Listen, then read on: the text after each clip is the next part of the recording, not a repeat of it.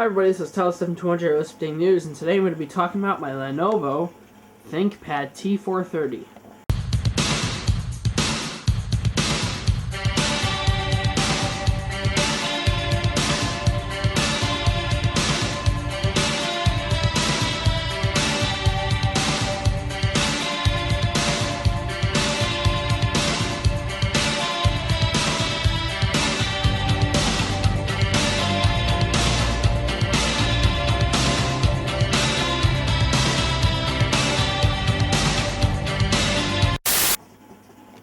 So, I kind of wanted to make this video on this laptop because I picked this thing up for a killer deal. I've always wanted one of these laptops for a long period of time, so I thought maybe it'd be a good idea to make a video on it and to kind of brag off on what a huge deal I got in this thing. So, this is a nice ThinkPad. This is a Lenovo ThinkPad T430, and as you can see, let's start off with the ports on it. So, as you can see on the back here, you've got an always-on USB, which is pretty much on even when the machine is unplugged or powered off, which is basically nice because you can charge your phones. You've got gigabit Ethernet, your battery, which I've got the standard 6-cell. I'm going to be buying a 9-cell because this laptop was used in a doctor's office, and they charge and go through cycles on the battery like crazy in those environments. So this laptop battery has been able originally to hold up to 9 hours. It pretty much holds around 4 or 5 if you're lucky, but it'll hold about 4. So it's not terrible. It's still better than like 30 minutes, but it does need a new battery, especially for what I want to use it for. And you can't really go wrong with a 9-cell battery. They do cost a lot, but it'll be worth the money I invest in it. And of course you've got the cooling vent. Over here's another cooling vent. There's dual cooling vents, which is a nice thing. VGA, and there's a headphones jack, and headphones combined microphone, mini display port, 2 USB 3.0, and of course you get the front latch. On the side here, you've got in the Ultra Bay, as Lenovo calls it, you've got a standard nice DVD RAM, 3.4 express card slot, which is nice because you can put like a modem and stuff in there, a multimedia reader, a USB 2, and a Kingston lock. Now, this laptop is awesome. I'm not gonna lie with you. I got this for $60, and I've always wanted one of these. When I first came out in the market in 2012, I was dying to get my hands on one of these, and the reason why is because they are the mix between power and portability, as well as just damn right being strong.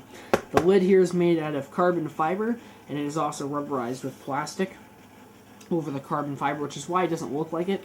But of course it's got that business class look that all ThinkPads have. I think it just looks really classy. And of course the bottom is made of carbon fiber and steel and a couple other mixtures of plastic and steel. And the frame has a steel roll cage in it, so in total this machine, including the 9-cell battery, is about 4.77 pounds. So rounding it up to 5.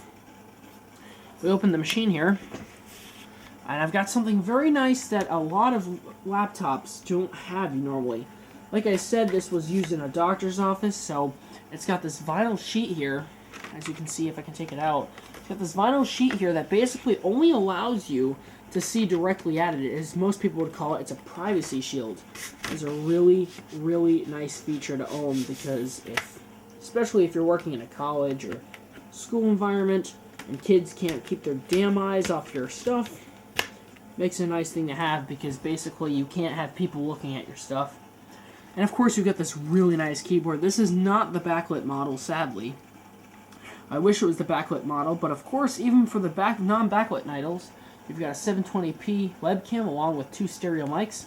And the cool thing about this is there's a light mounted up here. I wish they didn't put it so close to the camera, though. That's the one downside about it. But there's a light on here that shines on the keyboard and the trackpad, and the light actually spreads out to maybe about here and about here. So it's nice, even if you do have a backlit keyboard, that light is still nice because you can see if you have an external mouse or if you're doing paperwork besides you at night. It's still a really nice thing to have. And even though this is not a backlit keyboard, it is still a rather nice one. There are clicklet keys, and they have a nice, decent travel feel, and typing on this thing is a dream.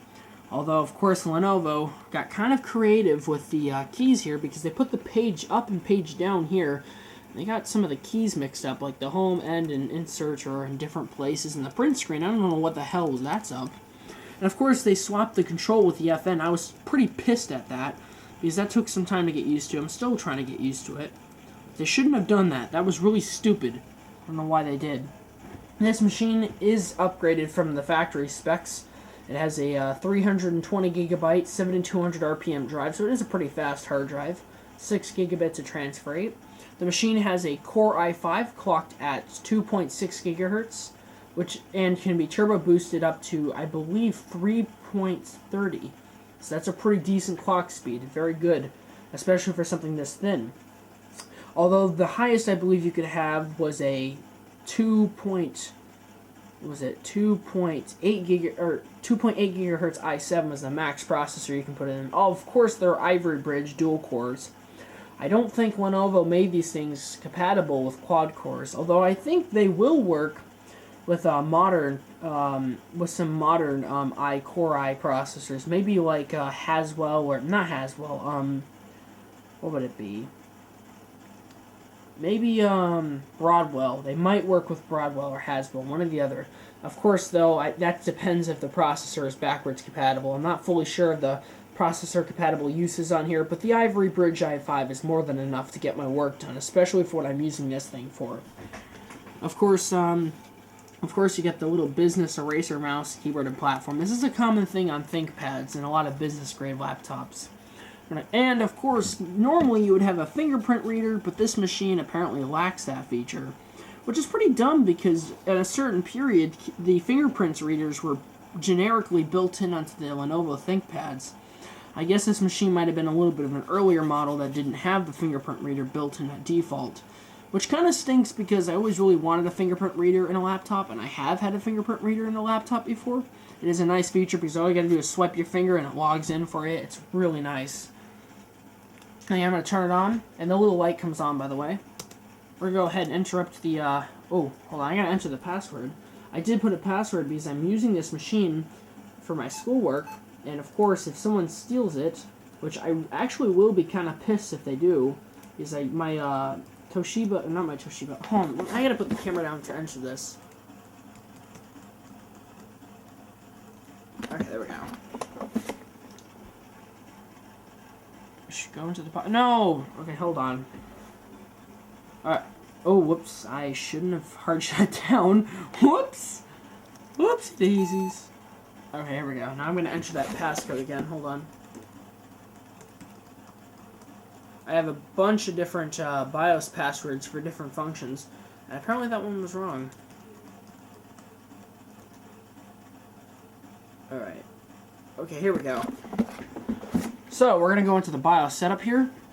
And of course, I'm going to give you an overall detail of the system. As you can see, the BIOS version is 2.0.9. The BIOS registration date was in 2012-10-19, so basically it was the factory BIOS. And with controller version, you can go ahead and look at the serial numbers, I don't really care. And of course, we got an Intel Core i5, 3320M, so it's the mobile, of course it's the mobile Core i, clocked at 2.60. We've got 4 gigabytes of RAM, and I was kind of surprised on this because the company that, when they pre-ordered this thing, or the doctor's office, they custom upgraded it for the processor, but they left the RAM at 4 gigs.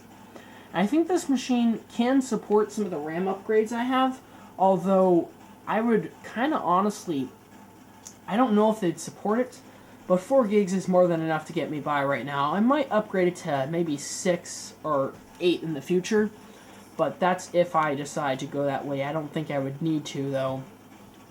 And of course, if we just go into the config here, the date and time is correct. That's nice.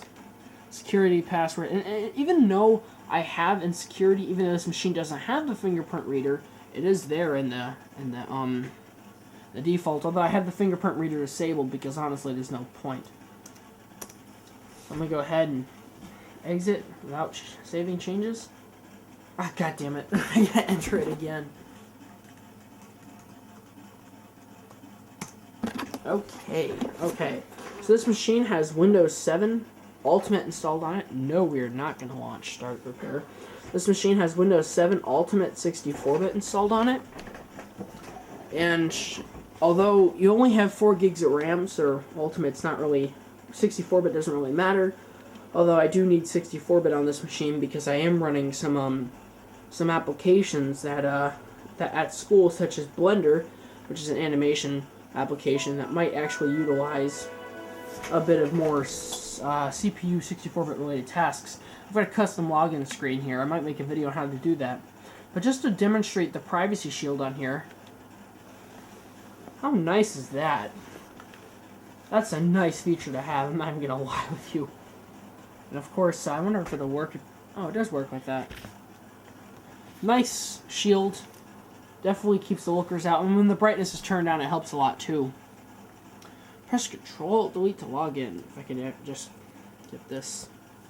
I gotta enter my password for my Windows. I have a lot of passwords. I hope you guys can get used to that. This machine is on a domain. It is on my domain, which is pretty cool. And for those who do not know, I do have a domain system in my house, which is pretty cool. And we're going ahead and we'll log in here. This might take a while. So while this is taking a while, I'm just going to go ahead and brag about how good I scored on this. So my friend, oh, I kind of concluded that. Anyhow, my friend, his aunt bought this from the workplace. I don't know why he bought it or whatever, but she used it as her personal laptop for a long period of time. And then it got, like, viruses and whatnot, and then, of course, she lost the password for it and the charger. So she gave it to my friend. My friend brought it in one day and says, "Oh, can you fix this thing for me? It has viruses and I don't have the password for it." I said, "Okay." I went ahead and I went to turn it on, and I said, "It doesn't turn on, it's dead. Do you have the charger?" He says, "Oh, I never got a charger with it." I'm like, "Oh, that's great." So I was talking to him, and then little by little he said, I just came up across him and said, "You know, I've always really wanted one of these machines since they first came out in the market back in 2012. I'd be willing to pay you nicely for this machine. Name your price and I'll match it." He said $60. So I said, I kept my mouth shut. I bought it off of him the next day. I walked away. Anyhow, oh, someone's texting me on Messenger. Oh, it's someone I know. I'm not disclosing their name because I don't know if they'd be okay with me on YouTube. Anyhow, basically saying I just kept my mouth shut, walked out. I got it Monday, and then I had to wait for a charger, which then came Friday, and then it was an okay charger. The charger's right there. I paid $5 for it, another $5 for shipping, so about $10 I went for it, or around $7 actually. It might have been $7 for shipping, or $2 for shipping. Anyhow, as you can see, the machine is running nicely, and of course the battery is not holding the full extent of charge. It's only holding about 53% of what it can actually hold, which, like I said, is around almost 5 to 4 hours, which is kind of suckish.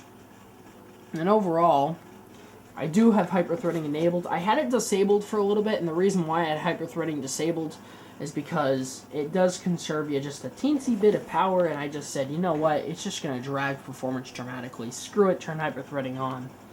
But as you can see, the machine is just barely doing anything. And I do have a great number of tasks, not that much tasks open, but I have around 60 processes open, so I go to show all processes for all user. Of course, the Core i just excels in this kind of crap, so Core i's are nice processors. I definitely think Intel perfected them. Anyhow, running Minecraft, and I can actually play GTA off this thing pretty decently. GTA runs like a champ off this thing. And this thing has the Intel HD Graphics 4000 series, which even though a lot of people will say, "Whoa, Intel, you know, it is and it always will be a joke." GMA, yes, the HD, Iris, and Pro graphics series lines from 4000 and above are pretty decent. And I actually did notice that the Intel HD Graphics 4000 actually has 1 GB of RAM. Well, I don't know why, but this machine actually has 1.5 GB. So that's about 1,512 megs. So definitely raises a suspicion that this machine was actually custom upgraded from the this machine was custom upgraded the graphics wise. So it's not default Intel HD 4000. But of course, having a little bit of graphics memory is a nice thing, but it's not really too much of an improvement Of course, when your graphics thread does not thread that fast. But the graphics processor on this thing threads pretty fast. It's definitely clocked up higher, so you can definitely feel it because I believe the graphics chip is around here on the board. You can definitely feel it warm up when you're playing games on it. Although it is not an ideal gaming laptop, its graphics performance are efficient enough to play Minecraft with maxed out settings at about 60 to 30 FPS.